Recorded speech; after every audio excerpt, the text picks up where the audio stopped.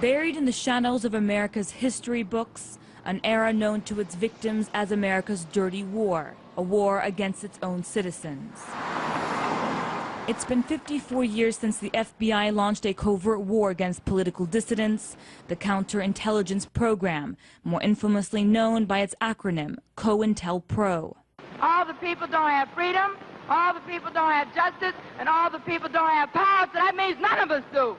The Black Panther Party, the American Indian Movement, anti-war organizations, even civil rights leaders and Hollywood stars. The list of targets was endless. Fueled by the frenzied paranoia of McCarthyism and the growth of radicalism, the objective of Cointelpro was simple: undermine and destroy popular movements by any means. Infiltration, destabilization. The Brown Beret, we were victims of agent provocateurs, police infiltration. They tried to incite our members to go and commit acts of violence. As the black nationalist movements gained traction nationwide, it also gained the FBI's attention. They labeled the Black Panther Party as public enemy #1.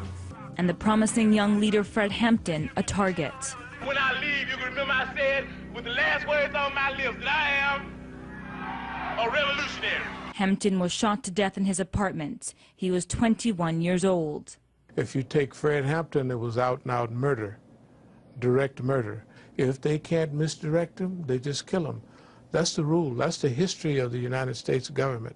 American Indians are becoming militant, demanding the government take action to help solve their problems of poverty and discrimination. At the site of the 1890 Wounded Knee Massacre, the American Indian Movement held the government at gunpoint. The FBI moved in immediately. Dennis Banks was an AIM leader. The suspicion was started to rise after we realized what they were doing to the Black Panthers, and we had a series of meetings, the American Indian Movement did, saying, look, we've got to be aware that there's a great possibility that they might be, targeting us for infiltrations. A reign of terror soon gripped the Pine Ridge Reservation in South Dakota.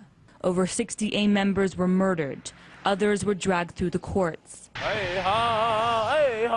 Like Leonard Peltier, imprisoned for murdering 2 FBI agents, but some suggest the evidence and witnesses were flawed, corrupted. Today, to many, he's America's foremost political prisoner. What we recognize now as political prisoners are people who came out of this era, who were the results of these attacks and who are still in prison. The United States government does not recognize having any political prisoners. Before there were the WikiLeaks papers or the Pentagon papers, there were the Cointelpro papers. In the late 1970s, activists broke into the FBI's field office in Pennsylvania, where they stole thousands of documents pertaining to the FBI's program.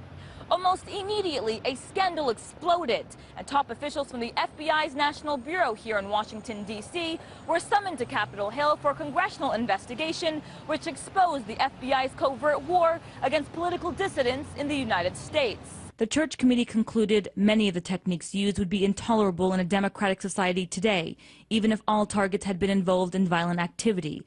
But Cointelpro went far beyond that. The Bureau conducted a sophisticated vigilante operation aimed squarely at preventing the exercise of First Amendment rights of speech and association.